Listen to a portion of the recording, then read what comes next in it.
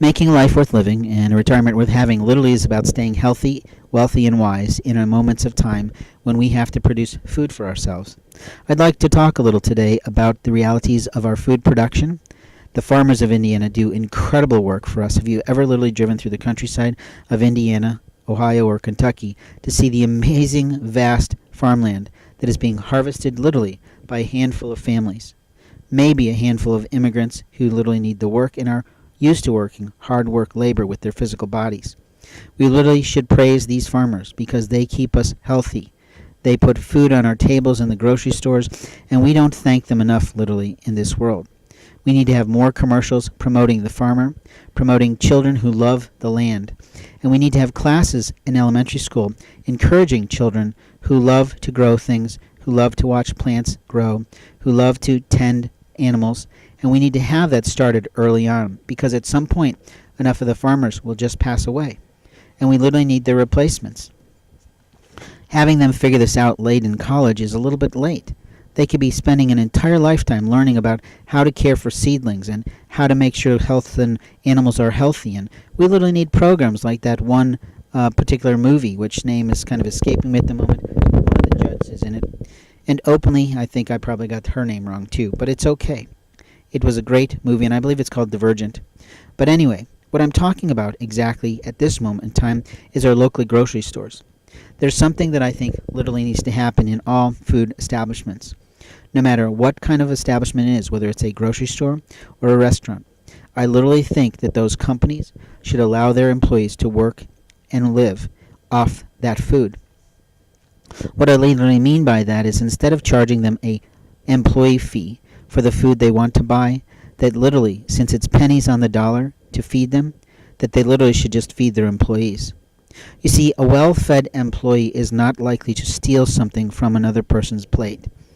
A well-fed employee is literally also not going to steal food from a grocery store. A well-fed employee, a well-loved employee, is not going to harm someone's food in a game of sorts because they're bored out of their minds in retail. The other day, I literally bought a package of meat, and by the time I got it to the grocery counter to pay for, it was perfectly fine. But some food handler in the cashier line switched it out because another employee was watching me shop and literally replacing it with something that was old and bad. So I literally had to go back to the store. Now, how would a man like me know that? Because I'm highly observant of what I do at all times. You see, when you've been stolen from in life, you're ready for it all.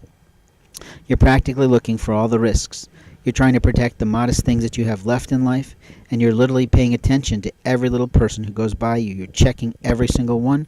You're making sure they're not paying too much attention to you, and you're openly are watching your own things in your vehicle. You see, we have law-abiding citizens, and then we have those that are not. We openly have those who lock cars, which is illegal, not to mention immoral and completely illicit. Now, I'm only talking about this in a moment of time because I literally want to focus on the food handlers of the world. You see, the more and more that we involve the infidels in our food handling, the greater risks we have if they are not legally here as lawful American citizens. How literally easy would it be, and I'm not trying to put the idea out there for them to take over, but how literally easy it would be for them to put something on our food to cause us to fall asleep, to allow them to take us out somewhere and kill us and take over our lives, take over our American citizenship. Now, is that something I'm promoting? Absolutely not. Is that something that you as a citizen should be concerned with? Absolutely, excuse the language. I don't really mean to swear, and it's not wise to do so on a media channel. But I think that men sometimes feel this way, that we must protect our lives. We must protect our bodies from the infidels who want to harm us, and literally they are now working in almost every food industry that we have. We also have these folks working in our health departments, in charge of our birth records. Who the hell thought that was a good idea? It's that way in Illinois, and I'm not sure that the records I have are literally absolutely correct. Now think about that. They could be producing records for our people. Now, do I not understand that America is a smorgasbord of people? Of course I do. Do I literally not understand that we all evolved from a native Indian of sorts? Of course I do. Do I literally not understand that there was a evolution of man? Of course I do. But here's the absolute truth. that because we have become so hateful towards other groups, because we've become so insignificant in our lives with people, and literally put technology above all people, we have literally said it's okay for these people to harm us. They literally know all the tricks from their own land and they're bringing them here. You see it all the time, and we have to pay attention.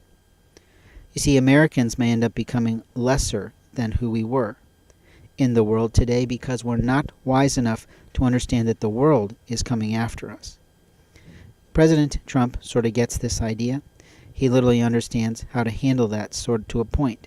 But on the local level, we have to pay attention, not only just for protecting our rights and freedoms, but protecting our children from the violence that can come from people who don't know how to regard the human body.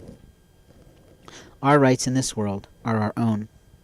There is a physical trade of human parts, which is a scary concept, and openly there's a lot of human trafficking that goes on literally right here in Indiana, and parents are not preparing their children for that risk. They're giving them technology to distract them when they're walking, when they're driving, when they're doing all sorts of things at the grocery store, when they're at restaurants. They are not literally to talk to one another. We literally have to have better conversations. We openly have to have more parents paying attention, not in a policing kind of state of mind. You see, you can ruin a child's spirit by doing that. But openly, by just saying, look, we're going to pay attention a little bit more to make sure you're safe. We're not going to literally scare you with anything like my father did with the William Casey stuff. I was like 4 years old.